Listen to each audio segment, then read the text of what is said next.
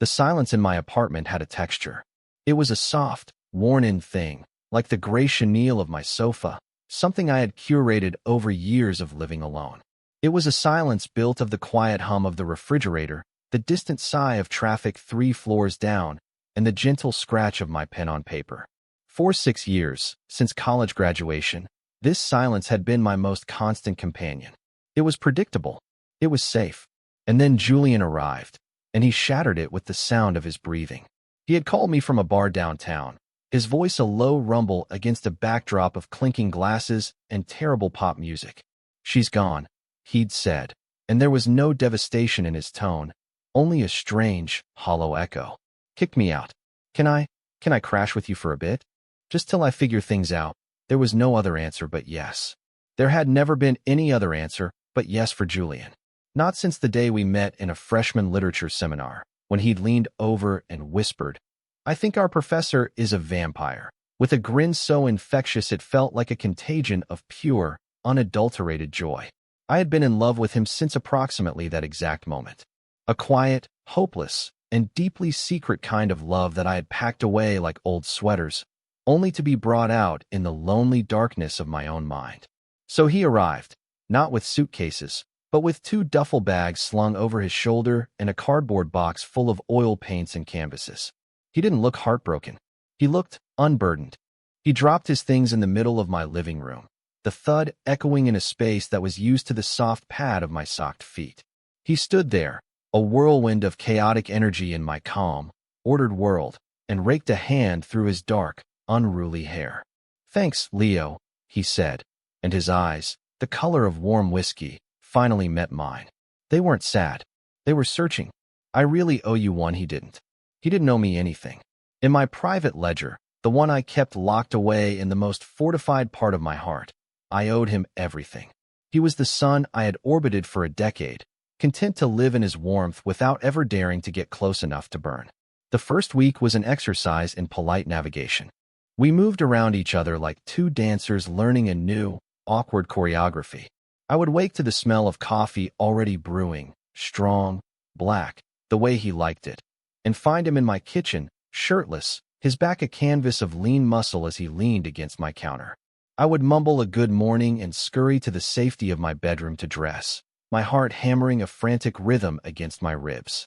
He had brought the sun into my quiet cave, and I was blinking in the sudden, blinding light. He was a painter, a brilliant one. His ex-girlfriend, Amelia, had never quite understood it. She'd called it his messy hobby, but Julian painted like he breathed. It was an extension of his soul.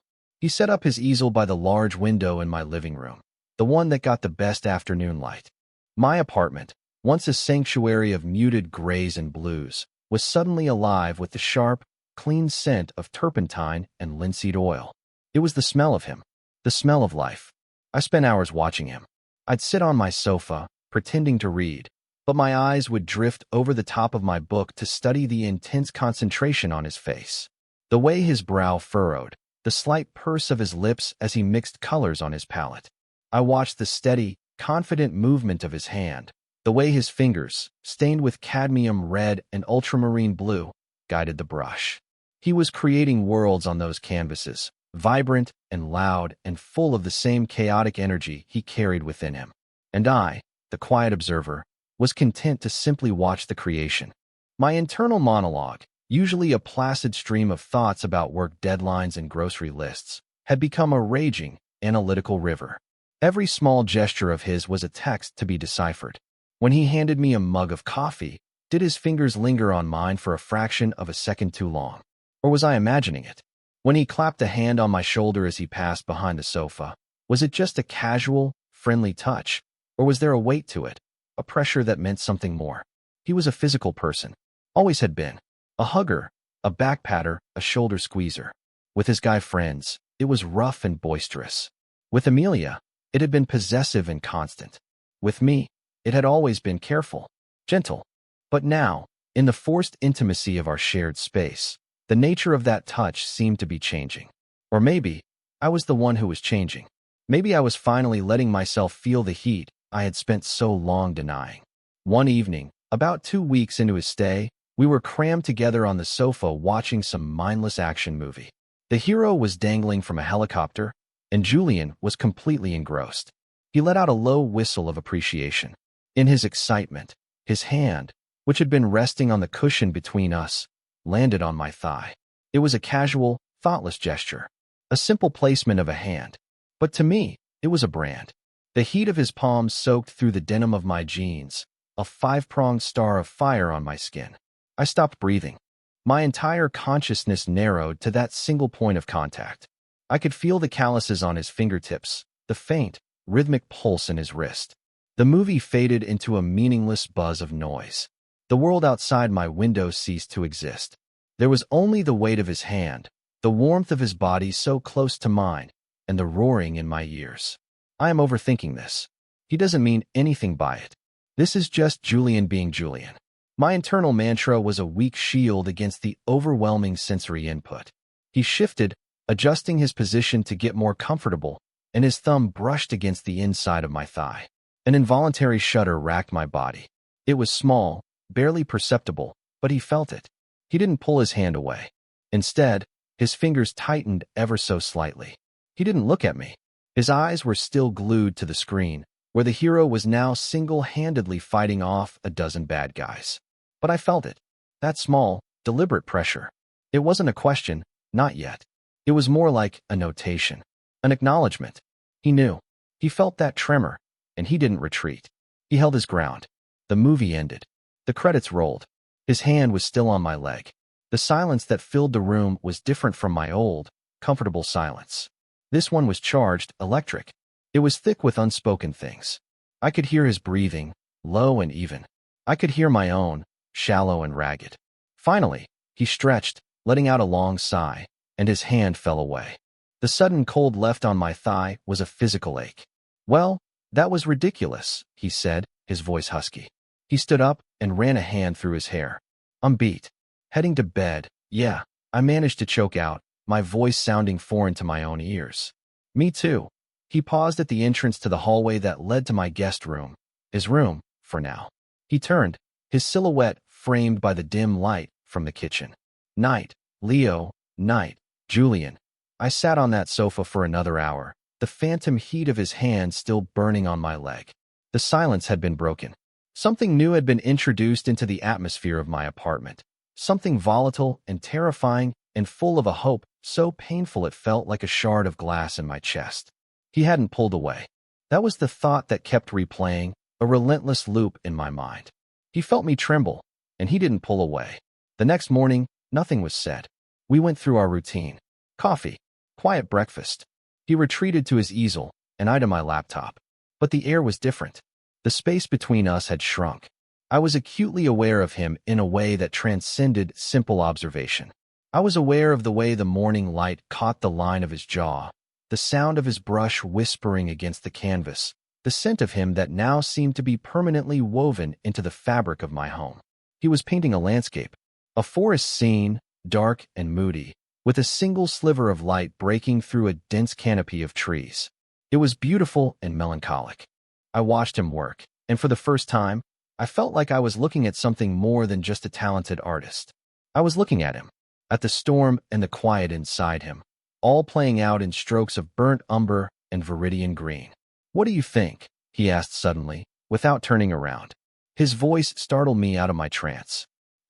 It's incredible, Julian," I said, my voice thick with an honesty that felt dangerous. "It feels lonely."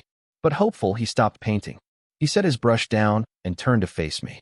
His eyes were intense, stripping away my layers of polite detachment. "Lonely but hopeful," he repeated, his voice low. "Yeah, I guess that's about right." He held my gaze for a long moment, and in that look, I saw a flicker of something I had never seen before. A vulnerability that mirrored my own. It was a terrifying and exhilarating connection, a silent acknowledgement that we were both standing on the edge of something unknown. That weekend, he proposed the trip. "I'm going stir-crazy in this apartment," he announced, wiping his paint-stained hands on a rag. "My folks have that old cabin up by Whisper Lake. We should go, chop some wood, breathe some air that doesn't smell like turpentine. What do you say? Going to an isolated cabin in the woods with the man who was systematically dismantling my carefully constructed life seemed like a terrible, wonderful idea. Okay, I said, the word leaving my lips before my brain could raise its usual 1,000 objections. Yeah, let's do it. His grin was slow and wide, and it lit up the entire room. Good, he said. Pack a bag. We leave in an hour. The drive up was filled with a comfortable mix of his terrible 90s rock music and easy conversation. We talked about college, about mutual friends, about his plans to find his own art studio. The tension of the apartment seemed to dissipate with every mile we put between us and the city. Out here, surrounded by towering pines and the wide open sky, it was easier to breathe. It was easier to pretend that we were just two old friends on a weekend getaway. The cabin was exactly as I'd pictured it. Rustic, smelling of cedar and wood smoke, with a thick layer of dust on every surface. It was a one-room affair, with a small kitchenette, a stone fireplace, and 2 bunk beds built into the far wall. 2 beds. My heart gave a nervous little flutter. Home sweet home, Julian declared, dropping our bags on the floor. Right. First things first. We need firewood. Lots of it. We spent the next 2 hours working together. He showed me how to properly swing an axe, his body close behind mine as he guided my hands, his breath warm on my neck. Like this, he murmured, his voice a low vibration against my back. Let the weight of the axe do the work. I was clumsy and awkward, but he was patient, his instructions calm and steady. The physical act of labor was grounding. The rhythmic thud of the axe splitting wood, the crisp scent of pine in the air, the sweat trickling down my temples. It was real. It was tangible. It pulled me out of my head and into my body. We worked in a comfortable silence, a team. I would split the logs, and he would stack them on the porch. We fell into a rhythm, our movements synchronized. I had never felt more connected to him than in that moment, covered in sawdust and sweat, performing a simple, primitive task together. We were just 2 men, providing warmth against the coming cold of the night. That evening, with a fire roaring in the hearth, we sat on a threadbare rug, eating chili out of tin bowls. The firelight danced across his face, casting flickering shadows that made his features seem sharper, more defined. He was quiet, his gaze lost in the flames. The easy camaraderie of the afternoon had given way to a more contemplative mood. You know, he said, his voice soft, barely above the crackle of the fire.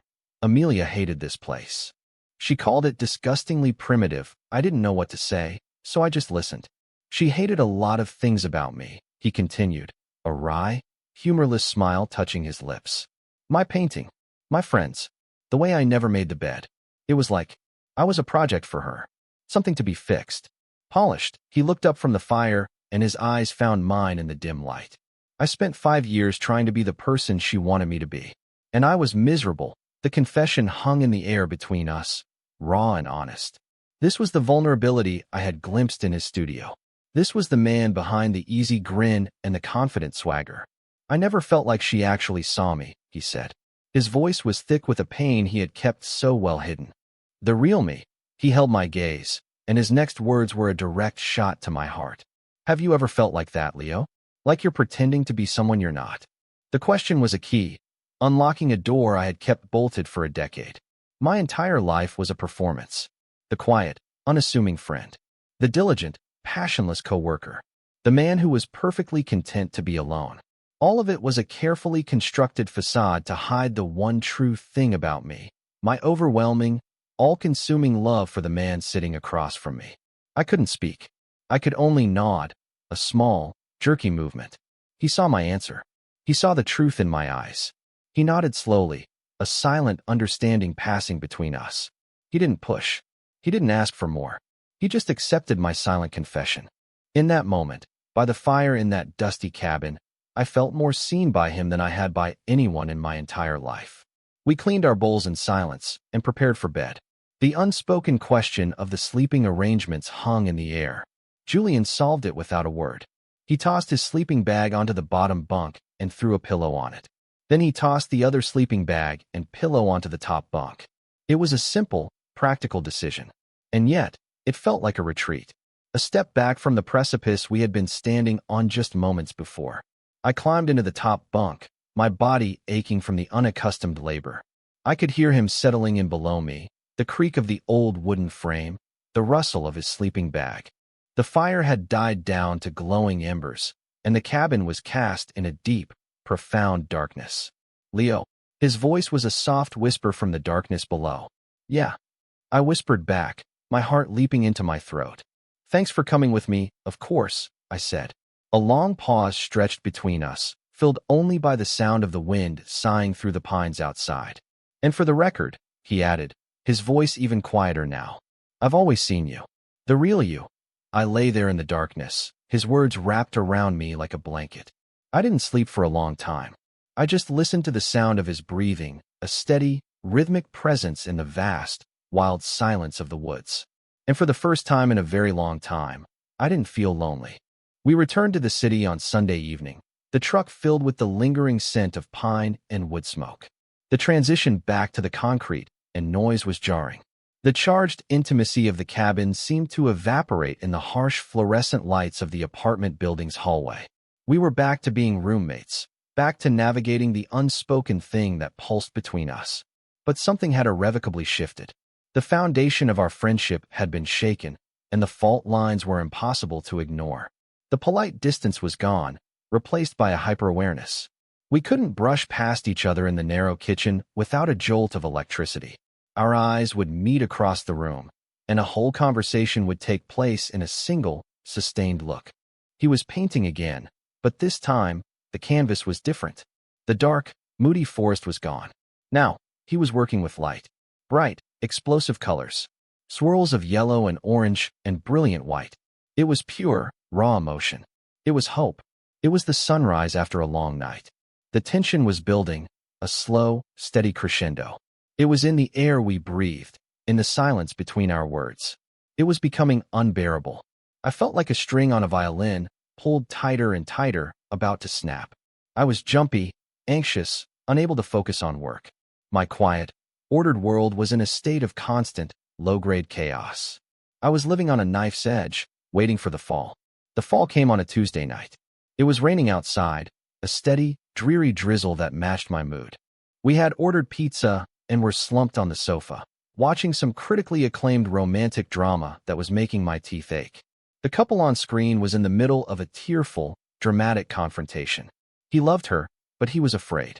She loved him, but she was tired of waiting. It was cliché and overwrought, but a line of dialogue snagged my attention. The woman, her face streaked with mascara, looked at the man and said, "Love isn't about waiting for the perfect moment.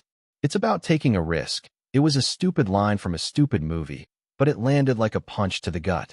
I had been waiting my whole life. Waiting for a sign. Waiting for Julian to be single. Waiting for the courage that I knew I would never have. I must have made a sound, a small, choked gasp, because Julian shifted beside me. He muted the television. The sudden silence was deafening. "You okay?" he asked, his voice low. I couldn't look at him. I stared at the blank screen, at the reflection of the two of us sitting there, a foot of space between us that felt like a mile-wide chasm. "Leo," he prodded, his voice softer this time. "Talk to me." I shook my head, unable to form words. What could I say? "I'm not okay, Julian. I'm in love with you. I have been for 10 years. It's eating me alive." He moved closer. I could feel the heat of his body, could smell the faint, clean scent of his soap. He reached out and gently touched my arm. "Hey," he said. "Look at me." Slowly, reluctantly, I turned my head and met his gaze. His whiskey-colored eyes were dark, serious, filled with a concern that made my chest ache. He saw it all. The turmoil, the fear, the desperate, hopeless yearning. It was all there on my face, an open book he had finally decided to read. A slow, sad smile touched his lips. It was a smile of understanding, of resignation. "You look at me like you want something, Leo," he said, his voice barely a whisper. "But you never take it." My blood ran cold. He knew. Of course, he knew. How could he not? I was as transparent as glass. I froze, a deer in the headlights of his perception. My mind went blank. All my carefully constructed walls crumbled to dust in an instant. There was nowhere left to hide. He held my gaze for another long, agonizing moment. Then he stood up. He moved with a fluid grace that was mesmerizing. He wasn't angry. He wasn't amused. He was determined. He stood in front of me, looking down at me on the sofa. The power dynamic had shifted completely. I was the one who was trapped, paralyzed by my own cowardice. He extended a hand. "Get up," he said. It wasn't a request. My body moved on its own accord. I took his hand, his grip firm and warm around mine, and he pulled me to my feet. He didn't let go. He led me from the living room into the narrow hallway, the same hallway he passed through every night on his way to his room. He stopped, his back to the wall, and pulled me in front of him, so we were standing chest to chest. The space between us was gone. He still held my hand, his thumb stroking gentle circles over my knuckles. He looked down at me, his eyes searching mine, as if looking for one final confirmation.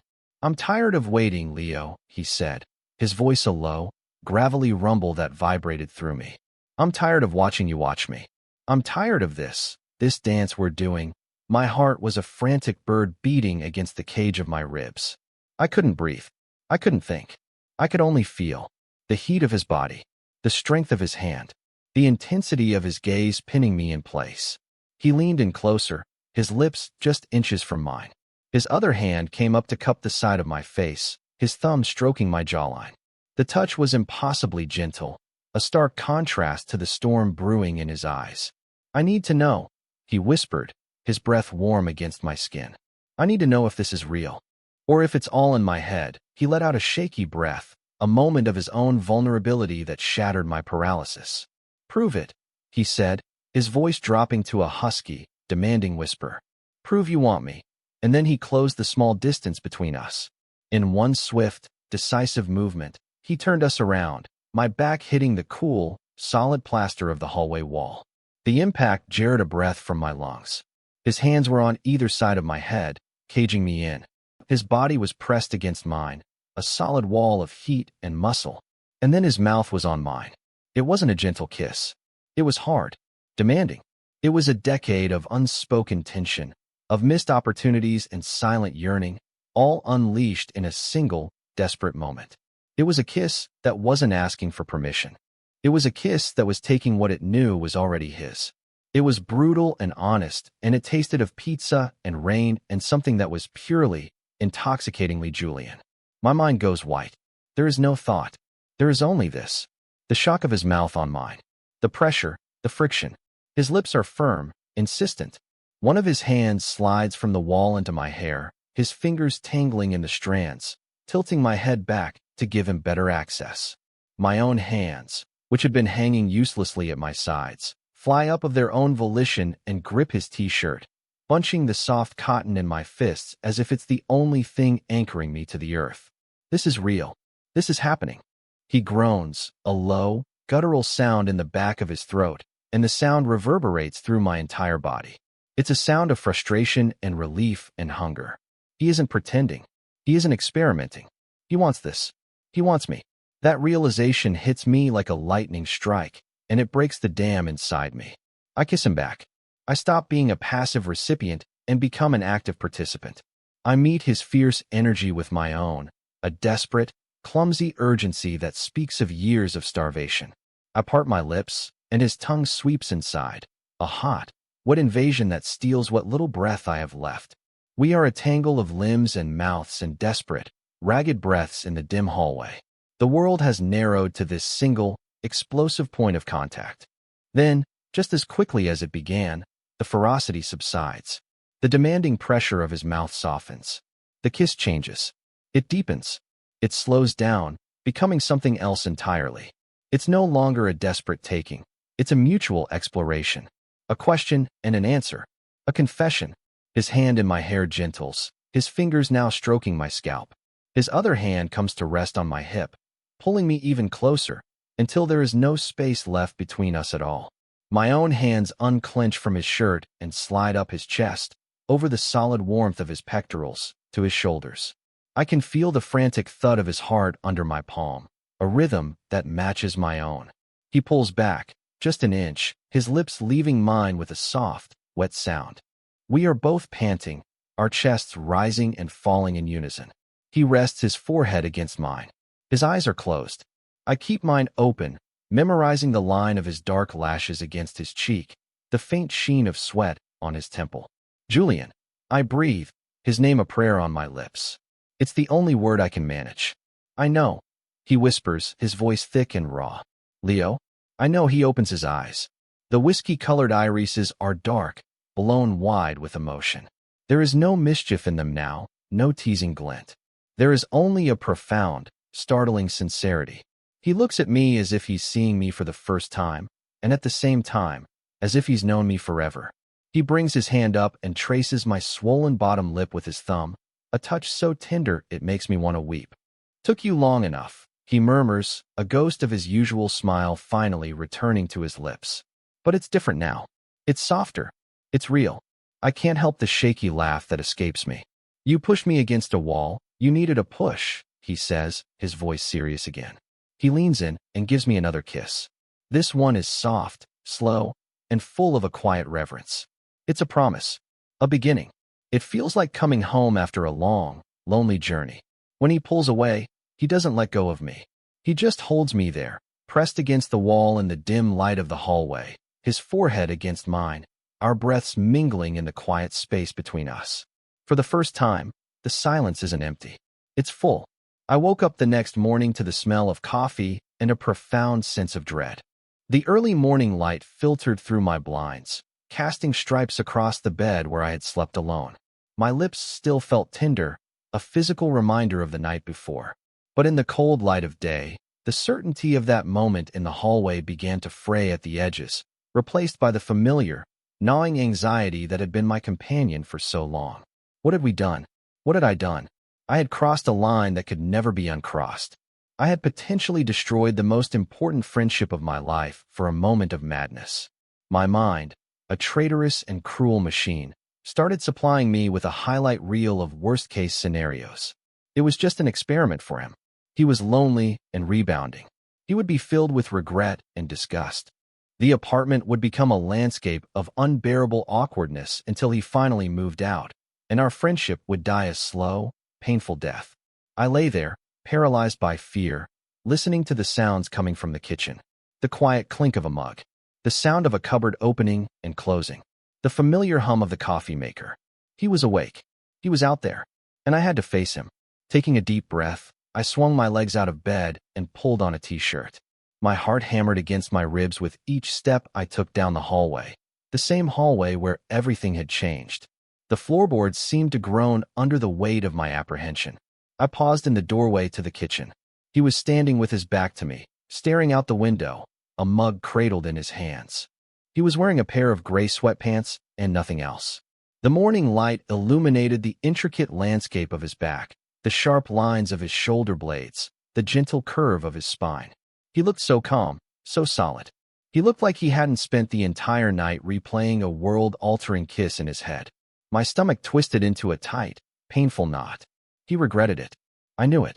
I must have made a sound, because he turned. His expression was unreadable. The easy smile was gone. His eyes, which had held such profound emotion last night, were guarded. The silence stretched between us, thick and suffocating. This was it.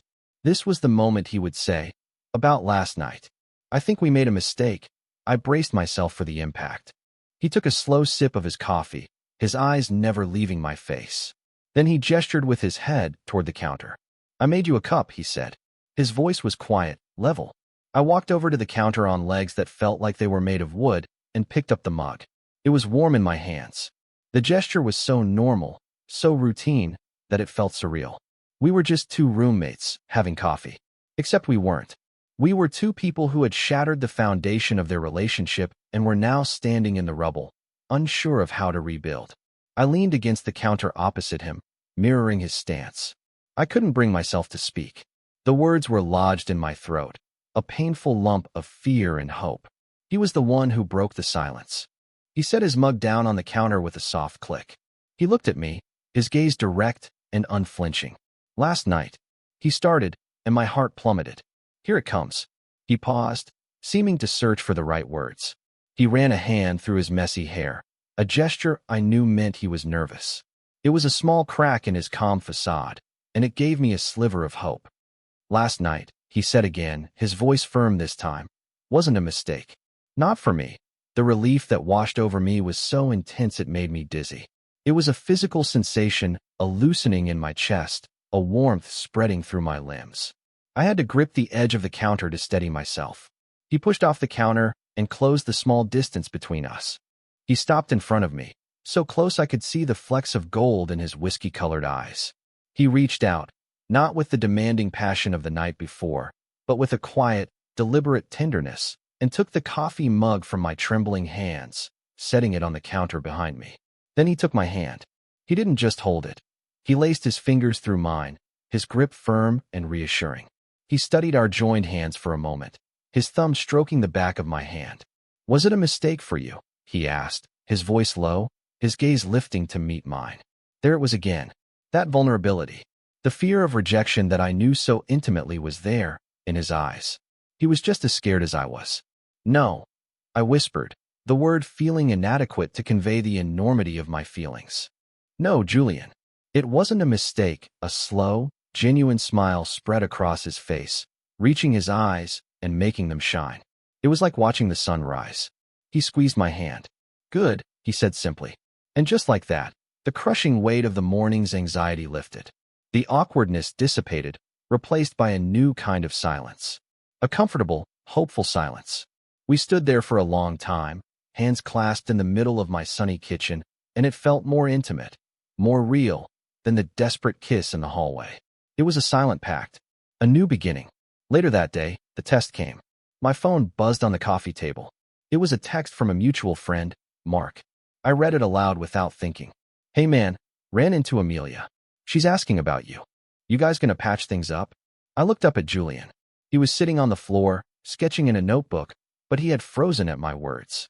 The question hung in the air, an unwelcome intrusion from the world outside our bubble.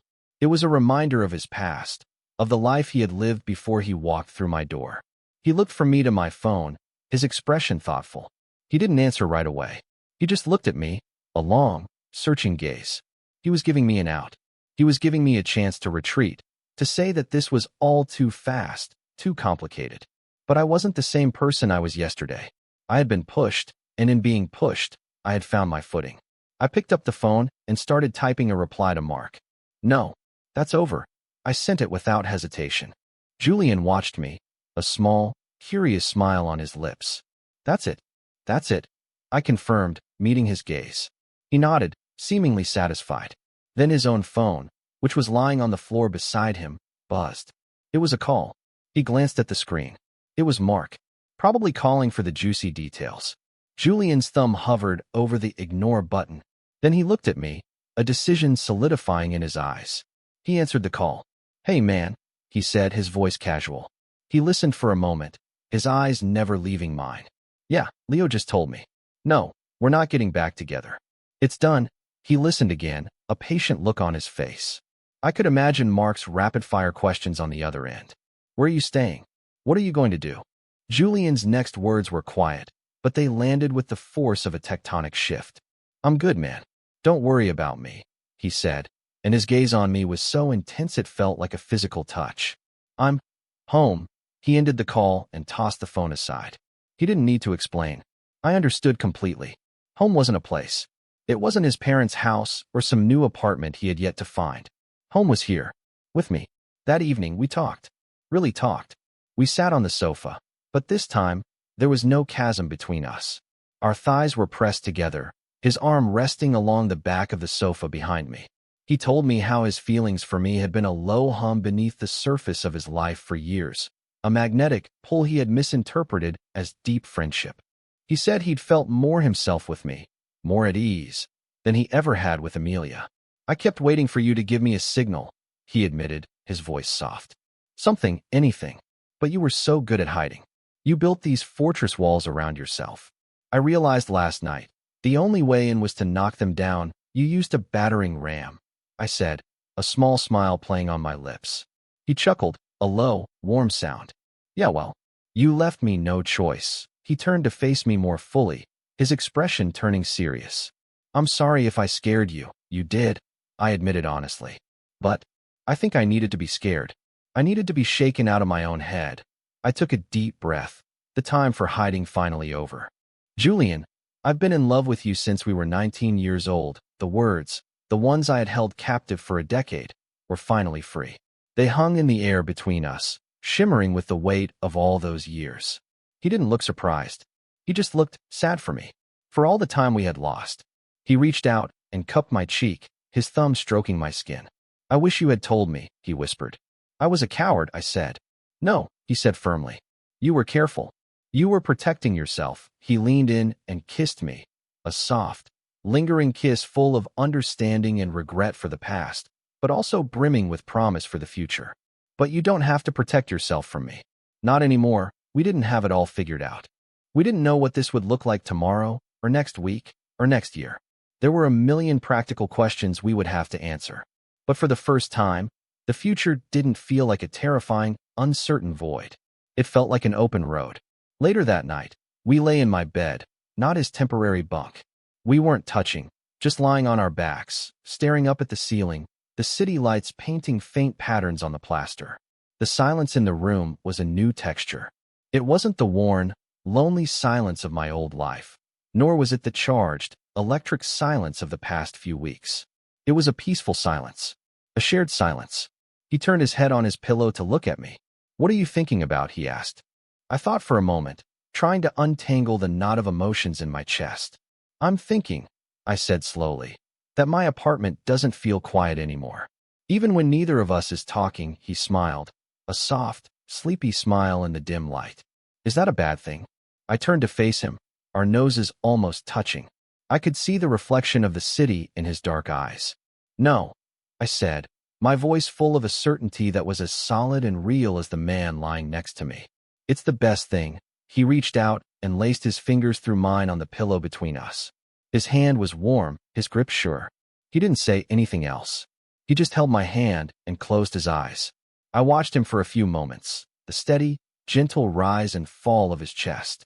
I listened to the sound of his breathing, the sound that had once shattered my silence. I realized now that he hadn't shattered it. He had filled it.